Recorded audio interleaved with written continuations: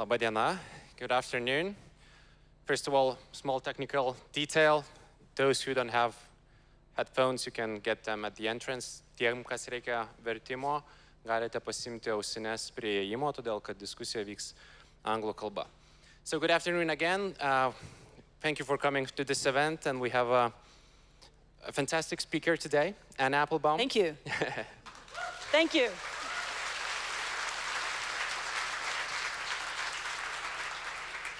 One of the world's best historians of Central and Eastern Europe, of communism, of Ukraine also, and various geopolitical aspects related to that. And Anne has been to Lithuania quite a few times, so she knows Lithuania and our geopolitics and our history as well. But we are here today to discuss her new book, which is called Autokratija, Inc. Hopefully some of you already got it, which is published in Lithuania by Tito Alba. UAB Autokratija in Lithuanian, and that's obviously about democracy and autocracy. So we'll have a conversation with the author, and then I'll open the floor for you to jump in. So hopefully you'll have questions or remarks to make, and we'll have at least 20 minutes or so for you to join the conversation. So Anne, thanks a lot for being here. And I would like to start with a very simple question, and you answered this question in your book as well. Why this particular title? Because it's not a business kind of environment that we're facing, and it's not business that you're necessarily focusing only on in your book, but now you're combining political term autocracy and kind of business world. So why so? So this is a book, maybe I'll say a few words about it to explain how I got to the title. This is a book that describes a group of dictatorships, and these are countries who are not ideologically aligned. They don't have the same ideas or even exactly the same political systems. So we're talking about communist China, nationalist Russia, theocratic Iran, Bolivarian socialist Venezuela, kolkhoz Belarus, these somewhat different systems who have begun to cooperate together out of a common set of interests. And some of those interests are political. Some of them are I should say, in terms of propaganda, which we will talk about. And some of them are also financial. And I was looking for a way to describe this group. And it's not correct to call them an alliance, because there's no secret room where they meet. There's no kind of special place where they make agreements. They don't have it's not Comic-Con. It's not the Soviet bloc. Instead, they operate together a little bit like a conglomerate, so a group of companies. So in other words, each one has its own business model and sometimes its own interests, but they're unified by a set of common goals. And so it works much more like a corporation than it does like a kind of traditional alliance. And that's the idea of the title, but I'm happy to explain more. Sure, but you also talk, again, mentioning that they have a lot of differences between one another. Now you talk that some of them actively strive to kind of destroy democracy or destroy the international rules-based order. Well, so this is the one thing they have in common. So when I use the word autocracy, I use it for a reason, because autocracy is a word that, again, can encompass many different kinds of systems. Some of these are one-party states, some of these are one-man dictatorships, some of them are oligarchies. But they have a few things in common. So these are all regimes where where there is no rule of law. Instead, there is rule by law, and that means that the law is what the leader says it is at any given moment. There are no independent courts, or very few. The state or the leader seeks to control the media or the national conversation. So there's very little independent journalism or independent sources of thought. There's no transparency. These are all very secretive states. People don't know very much about their rulers, most of whom, by the way, are very wealthy. I mean, that's maybe another reason for the title. These are, unlike the dictators of the 20th century, Putin and Xi, and Maduro, these are very, very rich people. They are billionaires, but we don't really know how they came to be billionaires. We don't know how much money they have or where it is. We don't know what their interests are. When they make decisions on behalf of their countries, we don't know whether those are decisions made for everybody or for the leader or his son-in-law, or his cousin. So So these are, that's their model. And what is the greatest danger to this kind of state? As it turns out, most of them believe that the greatest danger comes from the language of democracy. So I mean the language of freedom, the language of rights, the language of rule of law. So when you had in Russia, the most successful anti-Putin political movement to date was an anti-corruption movement. This was Navalny's movement. This was very dangerous to Putin because the system that he's trying to preserve is profoundly corrupt, and he doesn't want the links and the ties in it to be revealed. What was Xi Jinping most bothered by? He was bothered by the Hong Kong democracy movement. What are the Iranian leaders bothered by? They're bothered by the women's movement in Iran, which is a rights-based movement, uses the language of human rights. What is Lukashenko the most bothered by? He was bothered by a democracy movement also in Belarus. So this language of freedom, of democracy, of rights, and of law, this is very challenging to that kind of political system. And this is really the one idea that they all have in common. So they're not in favor of the same things, but they are all against the same thing. And what they're against, as I said, is this group of ideas. And towards that end, they often work together even to build common propaganda or common narratives. They've built a kind of authoritarian argument that autocracies are stable and safe, and democracies are weak and divided. That autocracies are, defend traditional social hierarchies, and democracies are degenerate. And you can hear different versions of this argument coming from all of these countries, and of course you can hear versions of that argument coming from inside the United States and inside many European countries as well.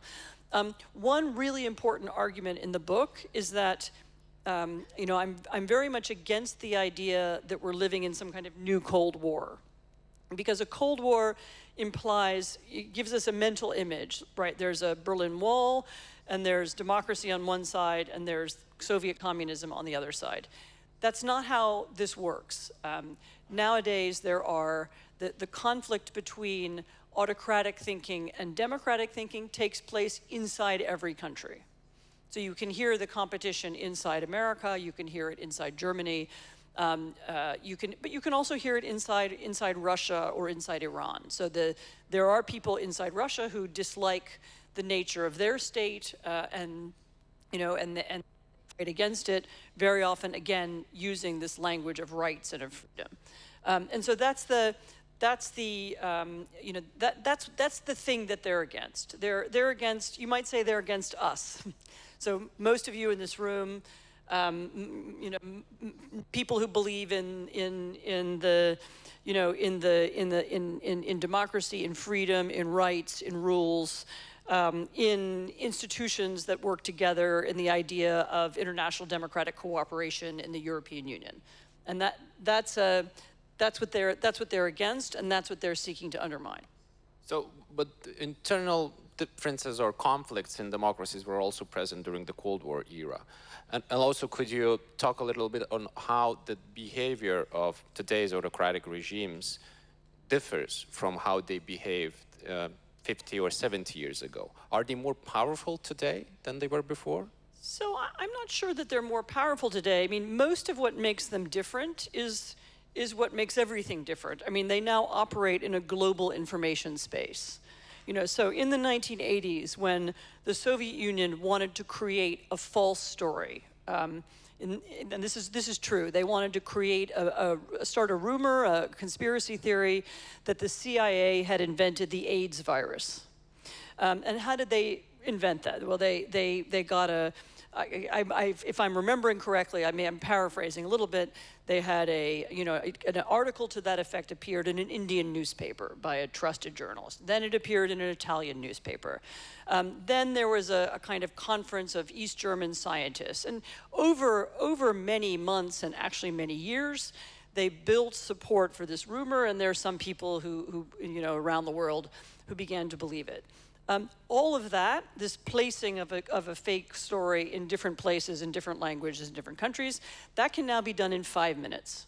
You can do it on the internet, in a week you can create a false story.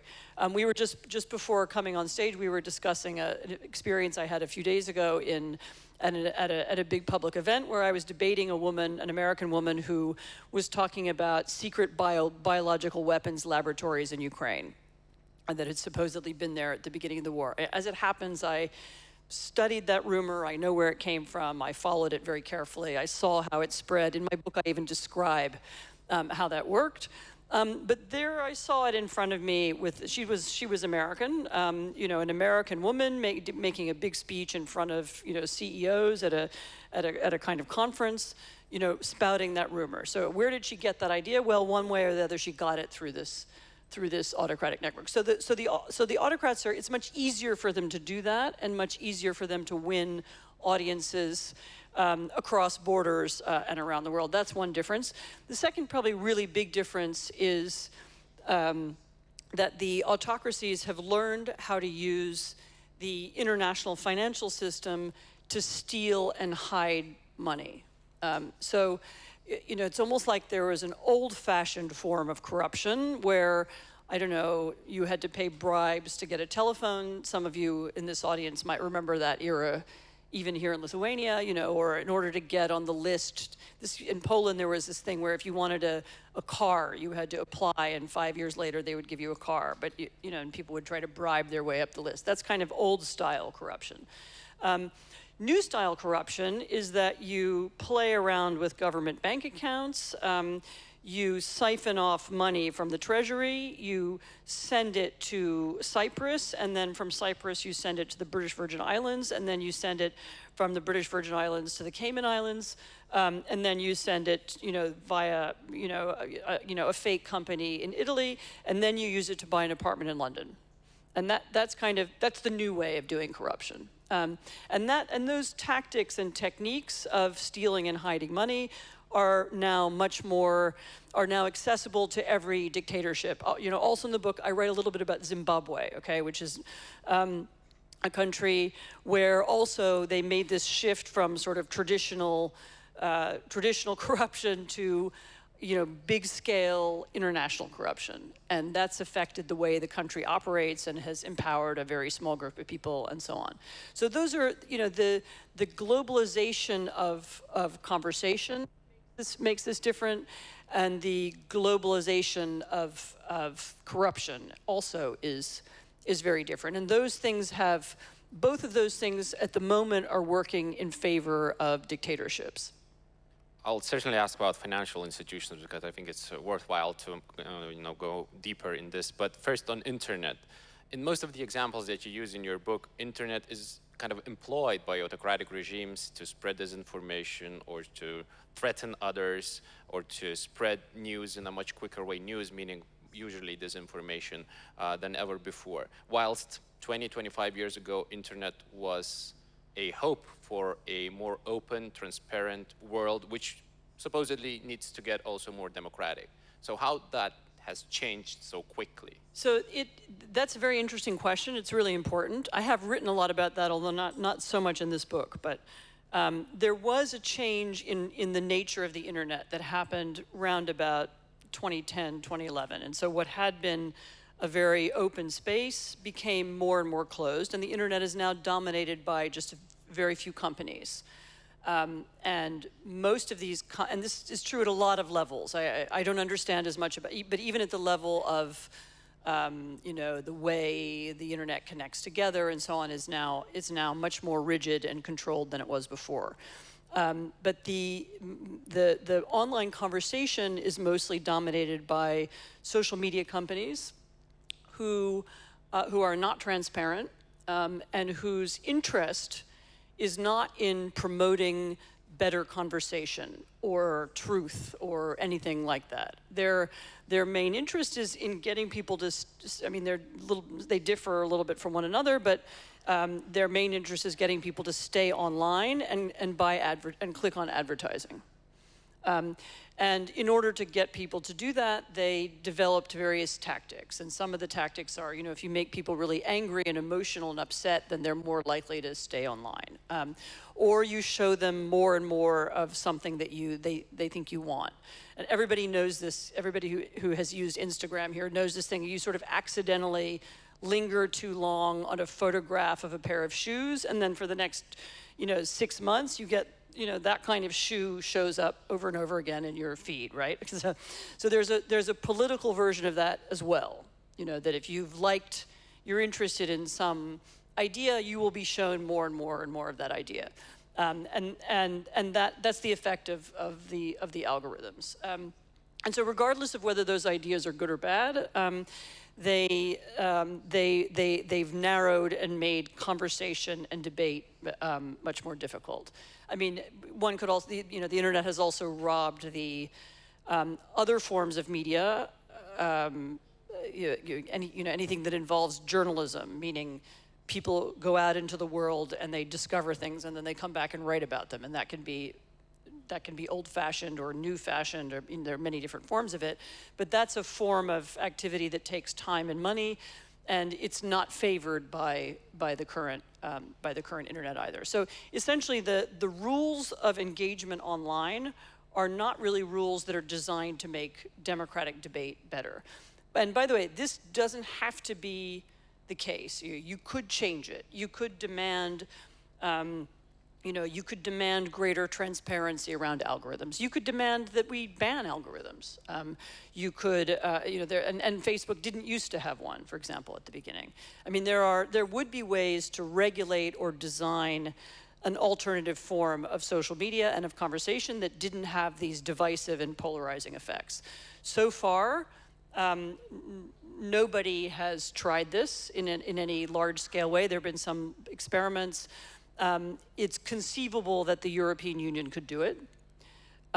It's also pretty clear that the current Trump administration is one of its most important and central arguments against Europe, and and possibly the source of its dislike for Europe is the belief that Europeans have the power to regulate the internet, and they want to push back against this as much as they can. So do you think there is enough even political will to start this conversation in the European Union at the moment, knowing how sensitive it is? The conversation has started. There is actually something called the Digital Services Act, which could theoretically do this. And again, let me stress it again. It's not about censoring.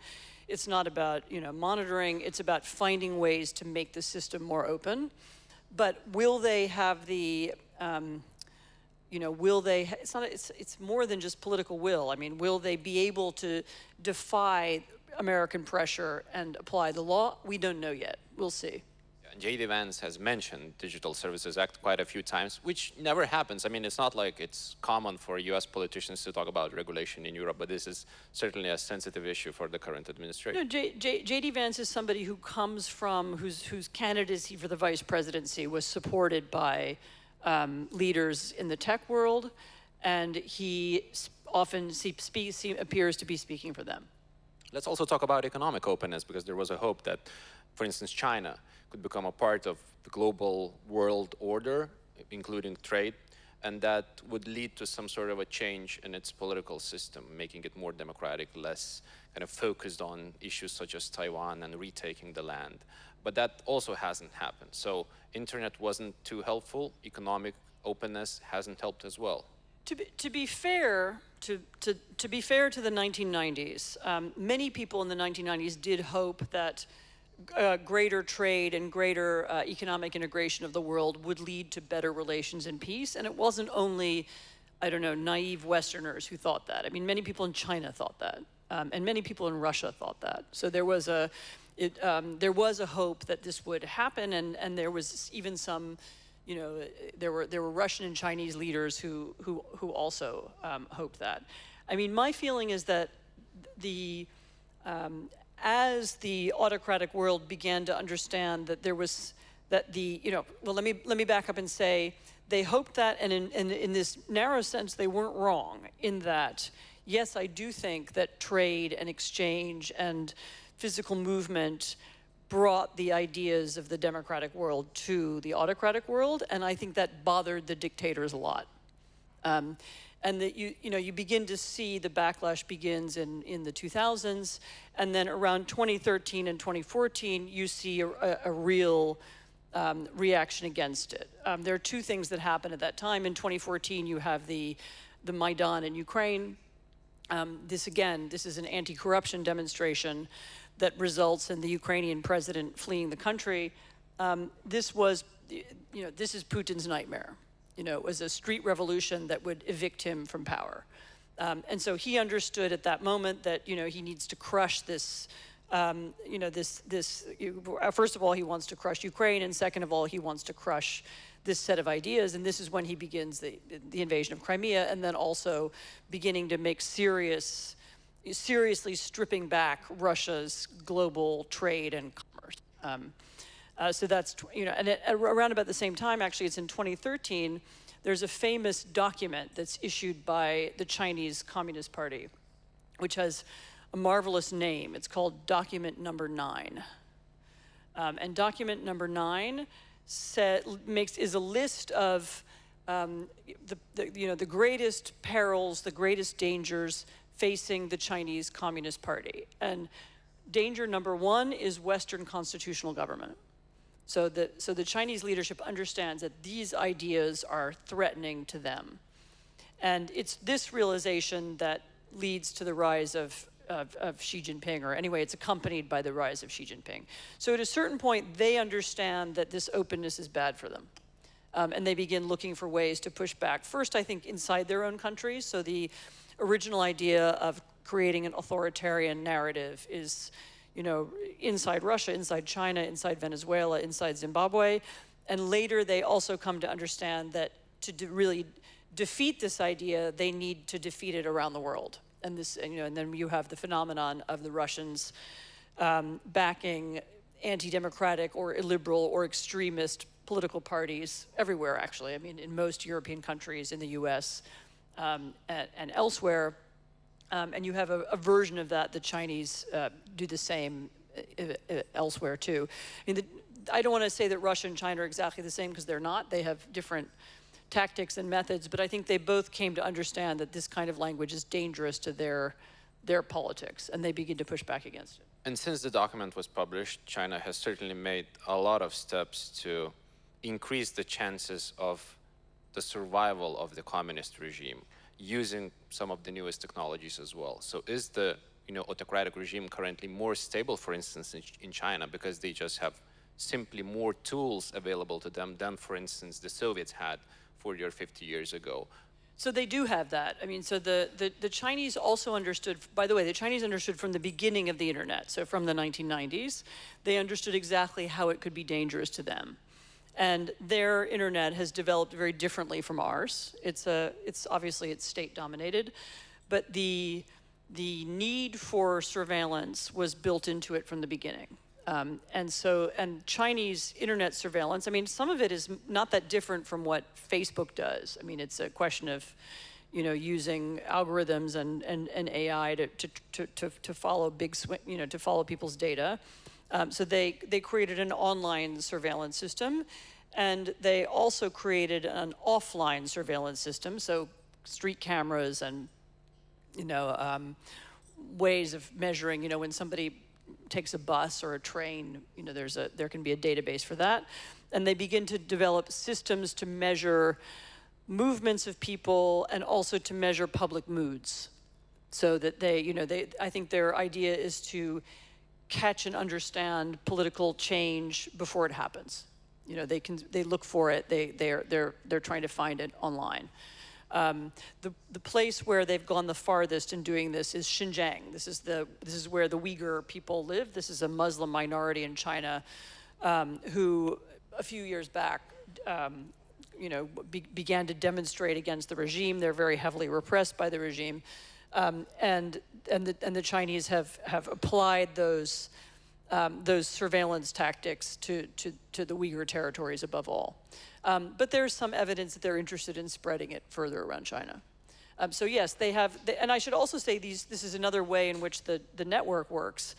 The Chinese have this technology and they sell it to others. So other countries, I don't think anybody's quite as good at it as they are, but other countries buy pieces of it, whether it's the street cameras or whether it's online surveillance or whether it's another piece of the story. This is now a technology that's for sale. You can buy it, you know, it's in use by other dictatorships in other places. Let's switch to Russia a little bit.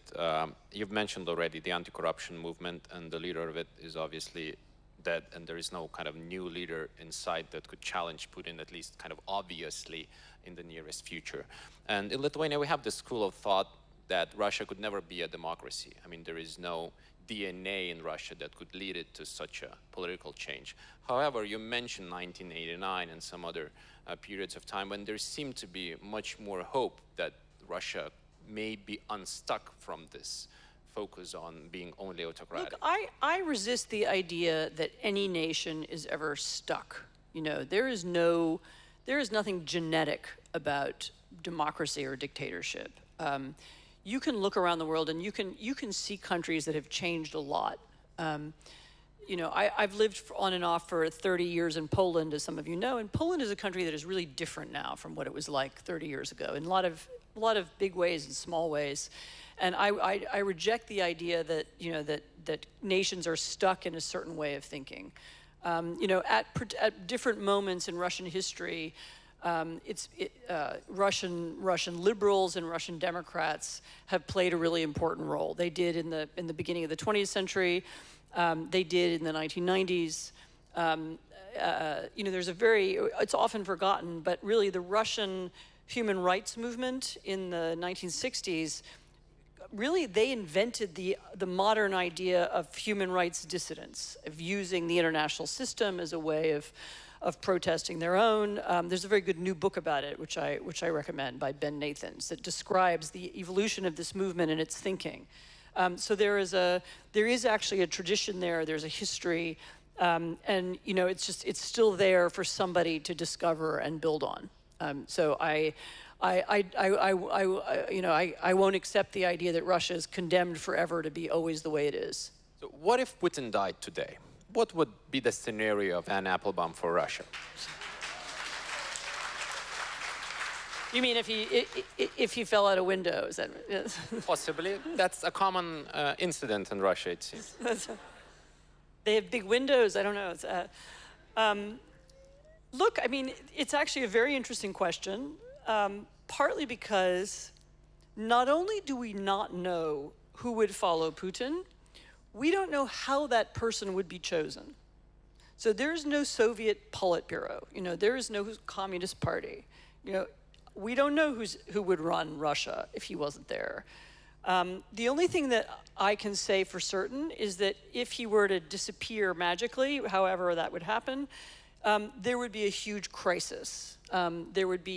Someone would probably emerge to take his place, but that person wouldn't have, you know, the years of contacts and necessarily have the whole repressive system working for him. So there would be, I would guess the thing that would happen would be a lot of confusion and chaos. And let's talk a little bit about disinformation and propaganda, because I would like to open the floor after this, or maybe some other questions from my side. You say that it's sometimes not really about lying. The goal may not be lying. The goal may be a little bit different. Can you talk a little bit on this? Yeah, it's a mistake, I think, to imagine that the point of all propaganda is to convince gullible people of something that's not true. I mean, some of it is that, obviously, and not only in Russia. But some of the point of lying is a little bit different. I mean, if you throw lies at people, if you repeat them constantly, then the other effect that, first of all, it shows that, you know, particularly when people know you're lying, it's a way of demonstrating your power. Like, you are so powerful that you can lie, you can try to create reality, and nobody can contradict you. So it has the effect of creating fear and power around the liar. The other effect of constant and repeated lies is to undermine the idea that anything can ever be true. There's a famous example of this, which is after the the Malaysian airliner was shot down over Ukraine in 2014, over eastern Ukraine. The Russian state came out with this list of reasons why the airplane had crashed. And they were all kinds of reasons, because maybe the Ukrainians had shot down the plane, or they were trying to hit Putin's plane, or maybe it was because someone had put a lot of dead bodies onto a plane in Amsterdam and then exploded it on purpose over eastern Ukraine. I mean, there was at one point I had kept track of them. I mean, there was several dozen different explanations for why the plane had crashed. And a friend of mine who was in Moscow at the time said, yeah, you know, and the amazing thing was is you could see them, you know, one after the other within the same television program. You know, so there were these number of explanations. And what was the effect of that? I actually, this is also an era when there were still Western journalists in Moscow. And I remember seeing an interview, I think it was Svoboda or somebody did an interview with Russians on the street, and they said, what happened to the plane crash? And one of the women said, we don't know, and we will never know, because it's impossible to know. And so part of the purpose is to make people think you'll never be able to find out what's true, there isn't any truth. You know, stay out of, you know, and that then is a message to people: stay away from politics. You know, go home. You know, you can't know a truth. You can't make an argument. You can't have any optimism or hope for change because you have no idea what's really going on, and you might as well stay home. And so it has that purpose as well. You know, it creates both fear and nihilism.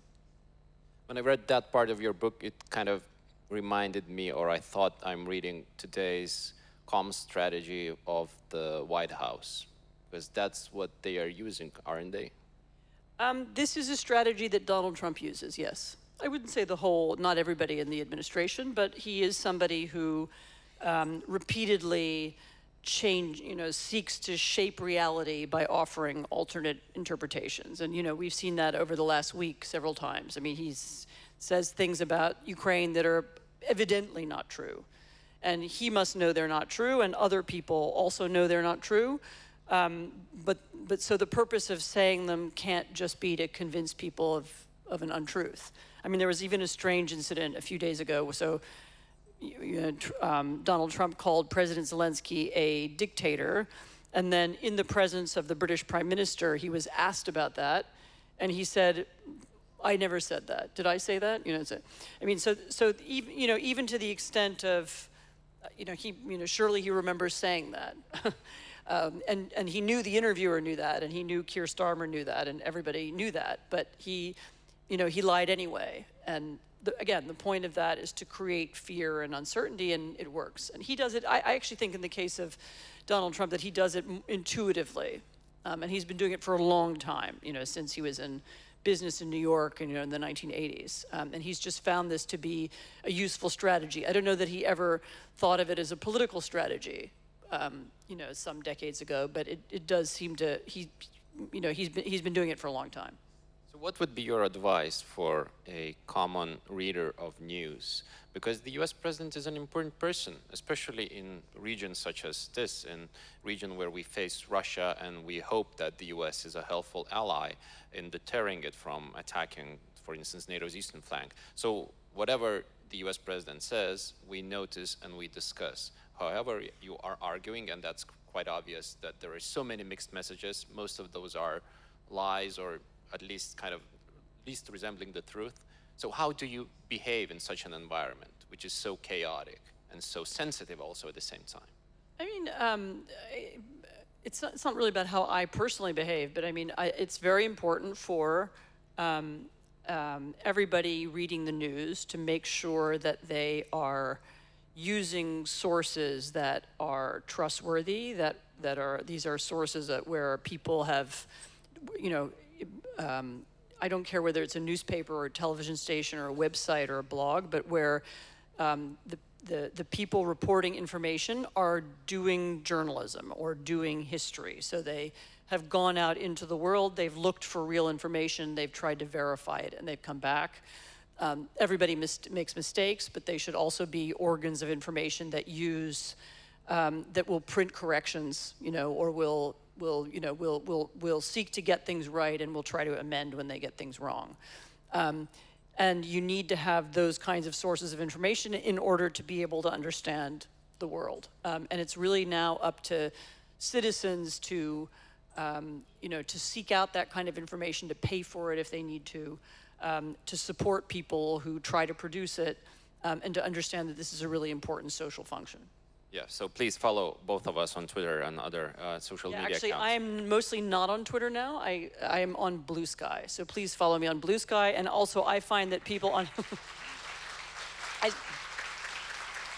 I do use Twitter. It's you have to. There are things you can only follow on it. But I'll say this. I did an experiment with I write for the Atlantic magazine, and we did an experiment where I put the same information in the same article. I did this several times on Twitter and on Blue Sky, and I measured the reactions. And on Blue Sky, more people clicked through to the article. In other words, people were using Blue Sky to find information and read something, deep, and people on Twitter were just looking for outrage and, clicks. So, and not clicks, sorry, retweets. So they are functioning in a different way now. Great. We'll have some time for Q&A. Yeah, a hand, second row, I suppose. It's hard to count the number of rows. Is there anybody coming with a mic? Because I can come, but it may take some time. Okay. I think we are having TV cameras, right? So. First of all, it's such an honor to have you here. So thank you so much for your clear, fact-based writing. It's such so great to have such a great advocate for Eastern Europe in general, Eastern European history, Eastern European narratives in the Western world. But my question is very simple. Actually, how do you interpret what happened yesterday in the White House? This massive humiliation that didn't succeed, actually, of Zelensky. Basically, question being, do you think that was planned from the beginning, or is it part of a chaotic nature, how Trump operates?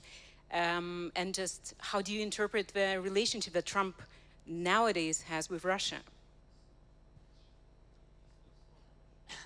So just to be clear, the big answer is I don't know. I don't know whether it's planned or it's not planned. And I can't answer that. It's pretty clear, though, that whether it's planned or unplanned, that the priority right now for Donald Trump is his relationship with Russia. And creating some kind of relationship, having a big conference, having something happen on TV, that's more important to him than Ukraine. Ukraine is a problem for him and not an interesting one. He doesn't know how to end the war.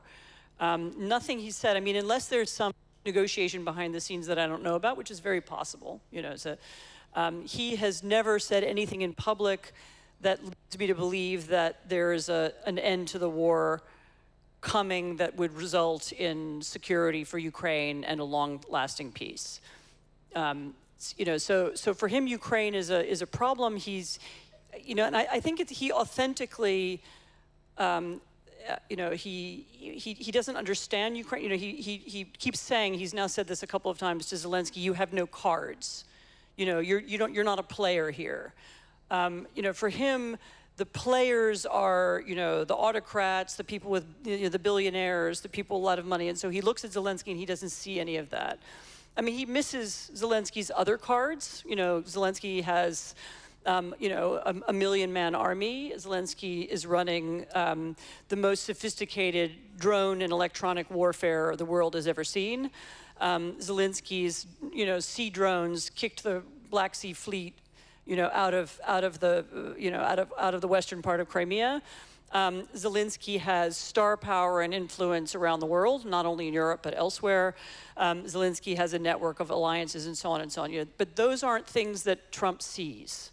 And so for him, Zelensky looks like as a kind of obstacle on the way to his big relationship with Putin. And there's another factor, which is it also looked very much, if you look at the tape, which I did this morning, if you look at what happened, how that event unwound, it's pretty clear that the vice president plays a big role in it. And he's the one who escalates the conversation and turns it into a conversation about not apologizing and so on, which is and that to me did look premeditated. Like he wanted to spoil it, just like he has tried to spoil other meetings. He's tried to spoil the Munich Security Conference. He tried to spoil the White House's meeting with Keir Starmer by talking to Starmer about free speech, something like that. So he's playing some kind of spoiler role. What his goal is and why he's doing that, I don't know. I mean, in Trump's impulse, I feel like I understand it. I see what he wants. He wants, TV show, with Putin. But Vance's goal is more murky to me. I don't know why he's doing it, but this is now the third time I've seen him do it. Thank you. Let's pick two questions side by side, okay? If you can pass the mic. My foot fell asleep. Yeah, you mentioned that you don't believe that we're in a new Cold War, partially because the battle between autocracies and democracies is now a domestic issue. So I was wondering, do you believe that the domestic battle in different countries between autocracies and democracies is due to subversive action by autocratic states, or does it have domestic roots as well, and what would these be? Oh, it has domestic roots. So I'll give you an example of how this works. So last summer, the American Department of Justice investigated a media company in Tennessee. And this was a group of influencers who make videos. And you would describe them as far right, maybe, or MAGA, I don't know. And they make most of what they do is about domestic politics. Sometimes they made videos about Ukraine, and usually there were these conspiracy theories about Ukraine. I think there was one about the Ukrainians having been responsible for that ISIS attack in the Moscow shopping mall. So the Department of Justice investigation revealed that this was an organic group. They were making these videos, and sorry, this keeps flicking on and off. They were approached by a mysterious foreign businessman with a kind of Armenian name, who they never actually met, who said, "I'm very interested in investing in your company, and I'm going to give you a lot of money. I'm going to give you $100,000 per video." Anybody out there who makes videos knows that's a lot for a video. And they very happily accepted this money from the mysterious investor, with the Armenian name, and they went on making videos. But of course, then they had more money. They could, pay to make the videos spread farther. They could make them more sophisticated because they had this money from the mysterious person. Of course, it turns out that this was actually money that was coming from RT, from Russia Today. It was, interestingly, I think laundered through a Hungarian company. And probably some of the people at the media company knew that. It would have been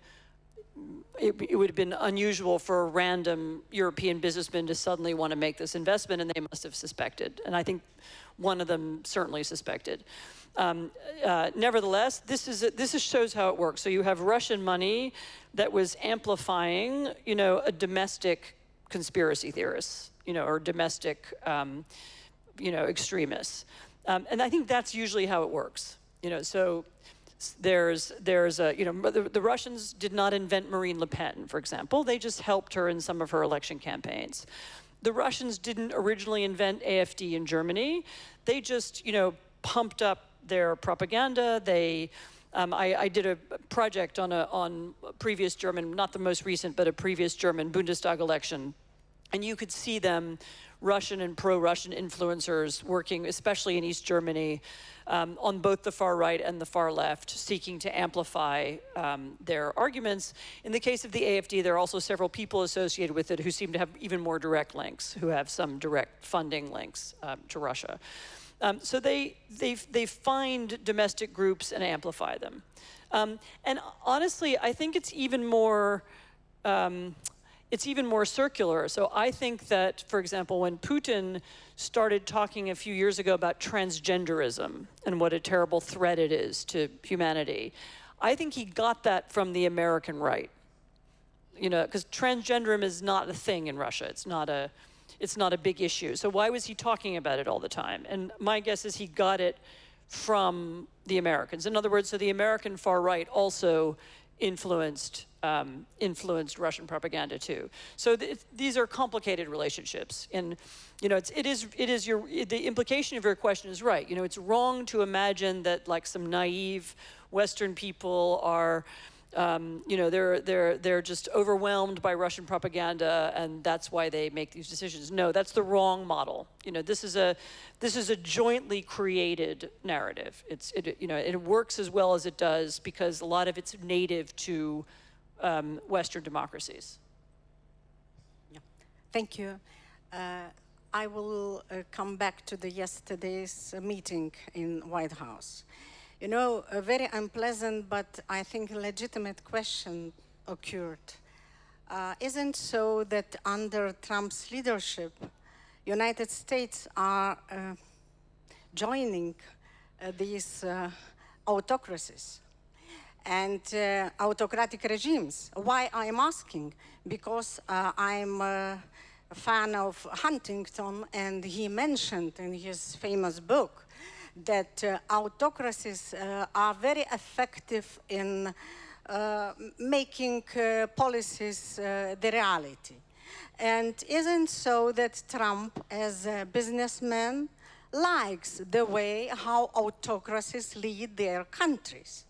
And don't you feel some danger that if Americans will not oppose to this, you can wake up in a different world one day? Thank you, and excuse me for this sharp question. Yeah. No, I've already written this, so it's not a sharp question. Yes, of course, Donald Trump, for many years has been open admiring of autocrats. So he seems to admire people who have, who don't face opposition, who don't have to deal with courts and journalists. He's talked openly about his admiration for Putin, for Xi Jinping, even for Kim Jong-un, even for the North Korean leader. So we've known that about him from the very beginning. We knew in the 2016 election that he was hoping for that there would be Russian support for his campaign, and there was Russian support for his campaign. So that's we didn't need to have secret collusion. It was all out in the open. He said it himself, and we saw it. So yes, that's true. I mean, I don't know how much news about what's going on inside the United States gets here, but the actions of Elon Musk inside the federal government are also aimed at eliminating a very important piece of American democracy that's underrated, namely the American civil service ethos. So Musk is randomly firing civil servants, attacking them online, using leaked information to smear them, and so on. And this seems to be with the aim of creating, instead of an independent civil service based on meritocracy that's loyal to the Constitution, it seems to be that the point is to create a kind of group of loyalists who will be able to pass purity tests and who will do what Trump tells them, or what Musk tells them in this case. So we have simultaneously with this international story that you all know very well, we have a domestic story that is very much about creating a different kind of political system in America. I mean, whether it can succeed is a longer conversation. The U.S. is a very large country. It's not Hungary. It has, other power centers at the state level. Actually, Donald Trump didn't win the election by very much. I mean, 200,000 votes in a different direction, and he would have lost. He had under 50% of support. It's not as if there's, 90% of the country is with him. So it'll be he's beginning to do things that are unpopular, and it will be a difficult road. But do he and do some people around him hope to change the nature of the American system? I mean, yes, they do, and not only that, they say so. You don't have to beat around the bush. They say they want a different kind of political system, and they're seeking to create that. So the clock is making me more autocratic. So a very short question and a very sharp answer, please. Yeah.